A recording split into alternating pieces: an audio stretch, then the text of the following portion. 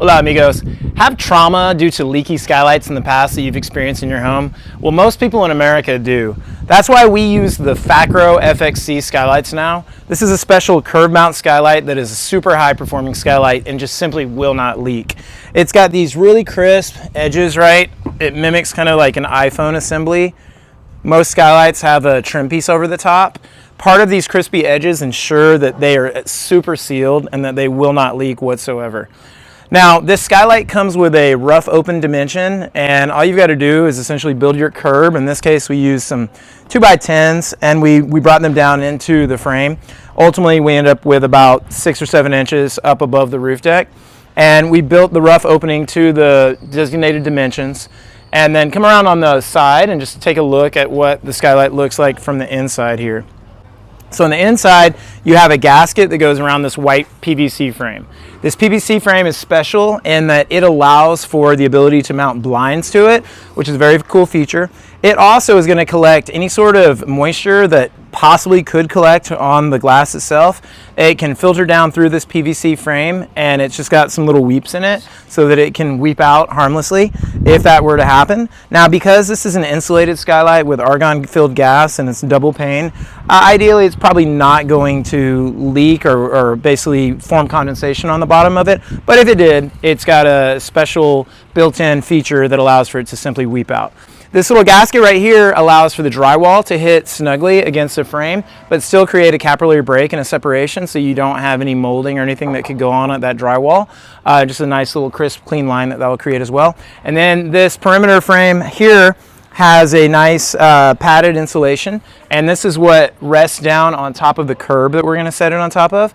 And all we're going to do is make sure that we don't squeeze the outer frame too tightly when we screw in. We want to leave a 1/4 inch gap around the whole portion around our rough opening. And I will say, as far as the rough opening dimension goes, the wood was fine just to go with the factory rough open dimension, and then the fact that we mounted this TPO and flashed it with this versus using a manufacturer flashing kit, it really is not going to change the assembly much to where you even have to really factor in a different rough opening dimension. So unless your flashing is going to have a super thick build out, typical metal flashings or TPO flashing in this case should accommodate the same rough opening dimensions provided by the manufacturer, so I wouldn't overthink that. All right, so we've deboxed it, right? And now we're just going to set this guy on. And these ones are not super big, so I can probably handle this myself.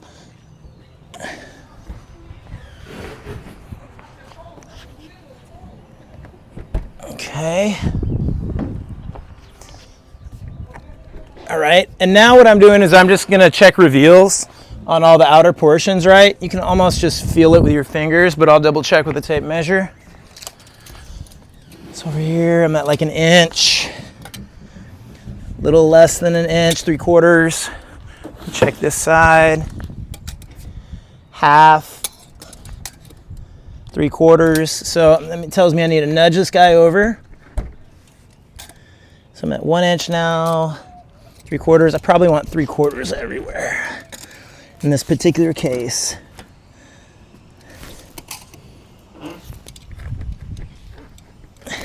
And that's going to ultimately affect my reveal down low with my drywall return. So I'm at 3/4.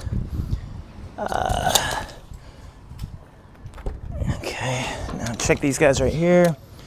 1 inch, 1 inch. 1/2 inch, 1/2 inch. So I need to scoot this guy over here. Come over here, I'll show you what this looks like. So we're gonna move this guy right here. And I'm trying not to mess up that foam underneath. Come here, let me show you what I'm doing with the tape measure. Come zoom in on this. So all I'm doing is taking my tape measure and just putting it here and putting it here, and you see the dimension I'm getting 1 inch. So that was too much because over here, check it out. Over here, only have like 1/2 inch-ish, 1/2 inch-ish. So I pretty much moved it too far. So I'm gonna move it back. Again, I don't wanna mess up that insulation, padded insulation on the bottom, so I'm just kind of eloquently lifting it. Now I'm at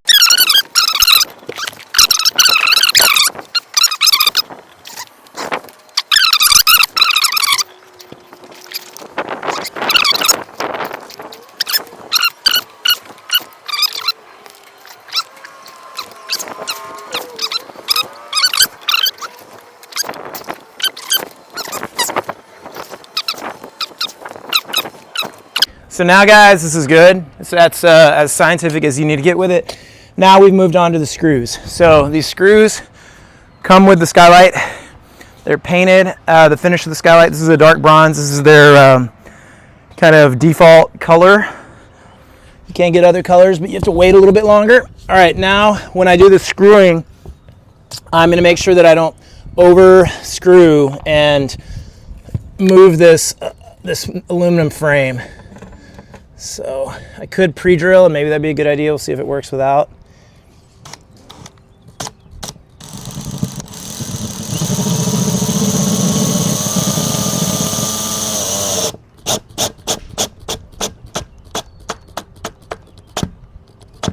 Okay, you see I didn't move that frame whatsoever. Now move on to this one.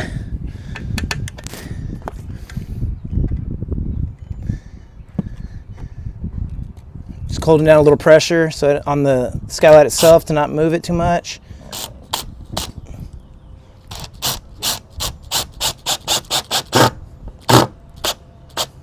Okay, to this one. And I'm not using any goop or anything because this is all shingled in a manner where if any water gets in that screw hole, it's not going to get into my roof assembly.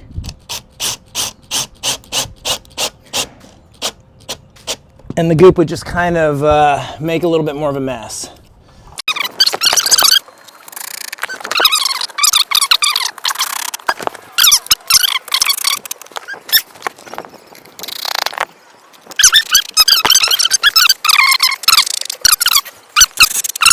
So I'm going to make one more round, check my reveals, make sure everything is in order, close enough to what we had before.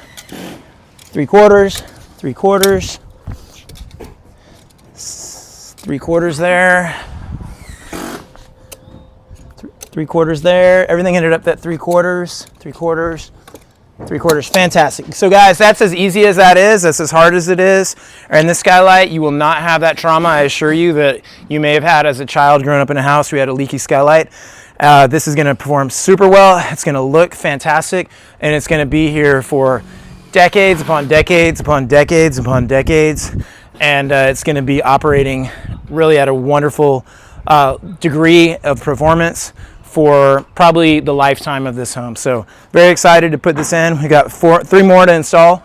Probably going to take another half hour to get all those in, and we will be done, and we will have our skylights fully installed. And then on the inside was bringing back our drywall return around the inside of that PVC frame that can house the potential blinds if we want to use blinds at any point. And it also has that nice little weep capability. Most skylights do not have that integrated frame, so that's a special feature of these, and another reason why I like these so much. One final tip is just make sure you get the stickers all going the same direction. This one does have a tempered glass sticker as well, so we just want to make sure that it's uniform and looks nice and professional. So I hope that tutorial helps y'all pick your skylights out and figure out how to install them. It's really easy, and this is just a fantastic skylight, and I love them. Thank you, Fat Kurt. All right, guys, so here's those skylights from down low. We got 1, 2, and you can see they're forming the other areas right here. 3, 4. Get a good pan up of those skylights so you can see all the glass. Show those from up top, yeah. I want you to see. So we're gonna make a nice little tunnel for all 4 of these skylights. And we're gonna be able to see that cool pecan tree from up above. It's gonna look awesome. Okay, let's go up top and we'll go take a look at what the skylights look like now. Come on. Hola, amigos. So we've got the Facro skylights all installed. It was super easy, and they look heavenly. And we can see now all the way down into the living room. We can't really very well because it's got a nice little reflection, a low-E coating, but you can see the skylights. Just look how crisp and beautiful they look. And guys, these skylights, very much like your cell phone with the design, are just made not to allow water inside, just like your cell phones do. So that's the detail that they have around the edge. And it's really cool technology and super cutting edge. And all that trauma that you may have had as a child growing up in a house with leaky skylights, that's gone with these skylights. The Facro FXC. Check them out. Adios, amigos.